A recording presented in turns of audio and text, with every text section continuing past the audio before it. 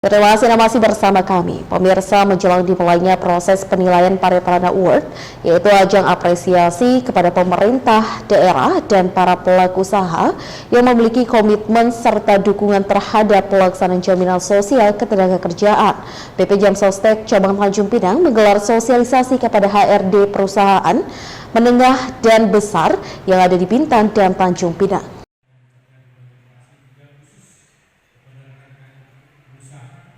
Kegiatan sosialisasi Paritrana Award 2021 kepada perwakilan bidang SDM sejumlah perusahaan menengah dan besar yang tersebar di Kabupaten Bintan dan Kota Tanjung Pinang ini digelar pada Jumat siang di Cafe Zafir kawasan Bintan Center.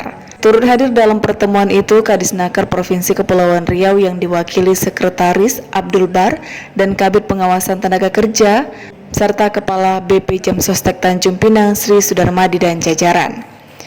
Kepala Cabang BP Jamsostek Tanjung Pinang Sri Sudarmadi menjelaskan, perwakilan perusahaan skala menengah dan besar yang diundang dan berpotensi mengikuti penilaian Paritrana Award tersebut merupakan perusahaan yang dinilai patuh secara administrasi dalam program perlindungan BP Jamsostek. Namun menurutnya terkhusus dalam penilaian tahun ini ada dua hal yang prioritas yang harus dikejar, yakni seluruh karyawan wajib menggunakan aplikasi Jamsostek Mobile atau JMO dan partisipasi perusahaan dalam program Gerakan Nasional Peduli Perlindungan Pekerja Rentan atau GN Lingkaran BP Jamsostek. Di kepesertaan mereka adalah seluruhnya sudah patuh. Ya, sudah patuh. Untuk mencapai Paritrana Award itu sendiri, apa sih yang perlu dikejar oleh para perusahaan ini, Pak? Mungkin ada dua yang prioritas yang sekiranya itu masih harus dikejar ekstra. Yang pertama adalah penggunaan aplikasi JMO oleh para karyawan di perusahaan itu. Kemudian yang kedua itu partisipasinya dalam GN Lingkaran.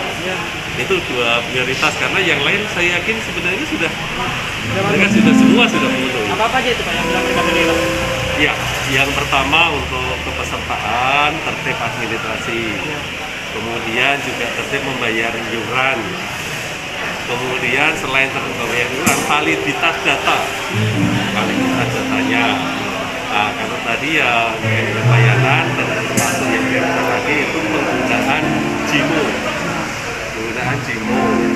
Kemudian juga tidak mengikut sertakan sebagian tadi di tertib tadi ya, sebagian karyawan.